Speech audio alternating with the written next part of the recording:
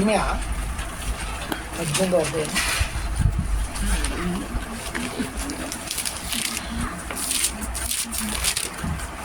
మొదటి వచనం.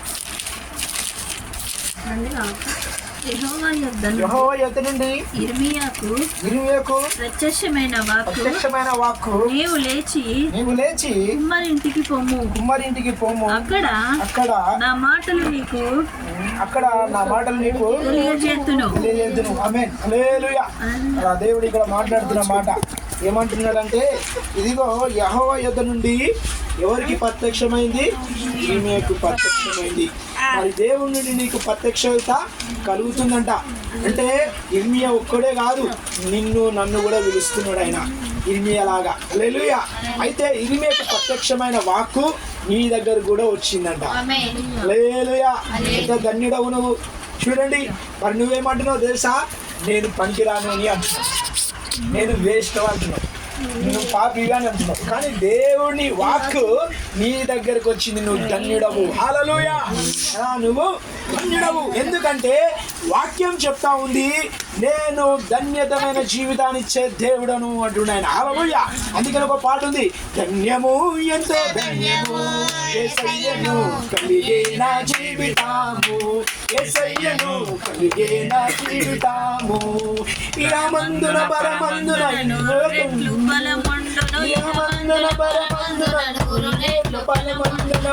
ధన్యులు.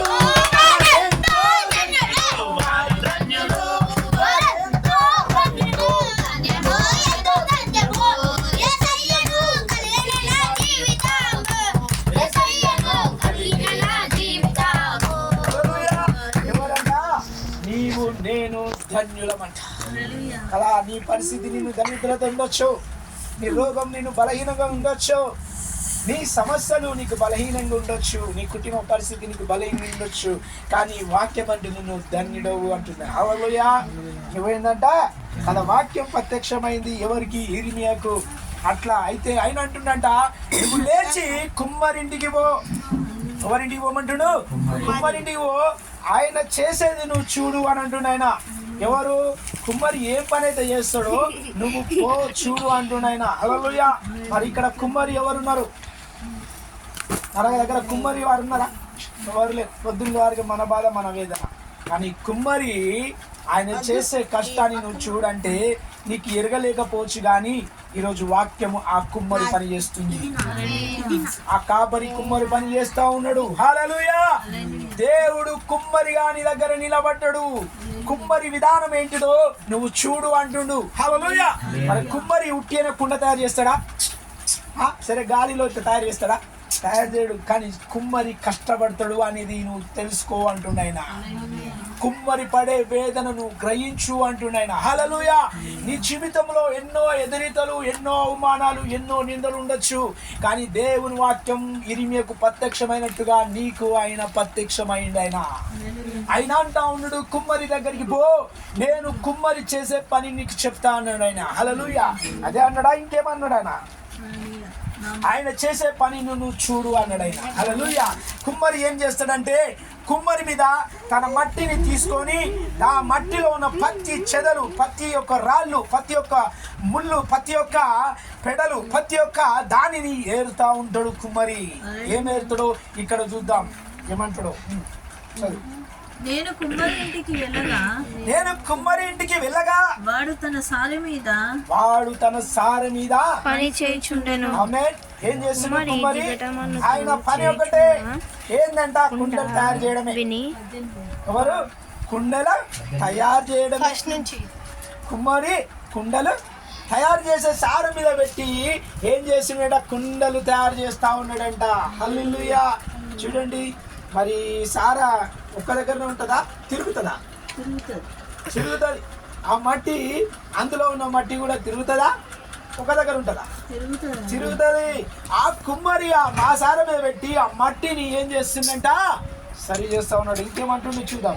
కుమ్మరి కుమ్మరి జిగట మట్టితో జిగట మచ్చితో చేయుచున్న కుండ చేయుచున్న కుండ వాని చేతిలో విడిపోగా ఆ జిగటమన్ను మరల తీసుకొని కుమ్మరి తనకు యుక్తమైనట్టుగా దానితో మరి ఒక కుండ చేశాను. ఆమేన్. చూడండి, కుమ్మరి ఆ మట్టి రెడ్డి చేస్తా ఉంటే అదేమైతుందంట, సారం మీదకేని జారిపోతుందంట.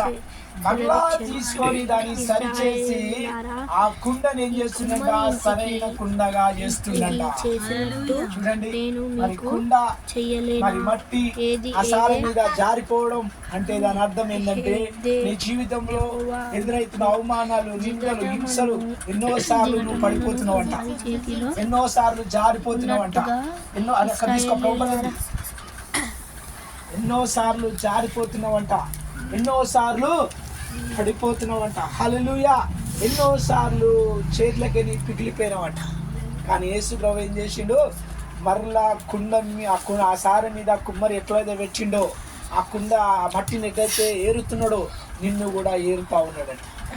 చూడండి, మరి మట్టి సారం కాకపోతే అది ఉంటుందా?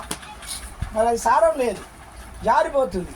అందుకనే దానిలో ఉన్న చెదలు తీస్తూ ఉన్నాడంట, దానిలో ఉన్న పెంటగడ్డలు తీస్తుందంట, దానిలో ఉన్న రాళ్ళు తీస్తుందంట, దానిలో ఉన్న కట్టపుల్లలు తీస్తుందంట, దానిలో ఉన్న గడ్డి తీస్తుందంట. అన్ని తీసి మరలా సారమ పెట్టి ఆయన యుక్తమైన కుండగా తయారు చేస్తుందంట. యుక్తమైన కుండ అంటే విలువైన కుండ, విలువైన కుండగా నువ్వు మారబోతున్నావు. ఆమేన్. హల్లెలూయా. వాక్యం నీ దగ్గరకు వచ్చిందంటే ఎవరిని కట్టడానికి వచ్చింది? నిన్ను నన్ను కట్టడానికి వచ్చింది.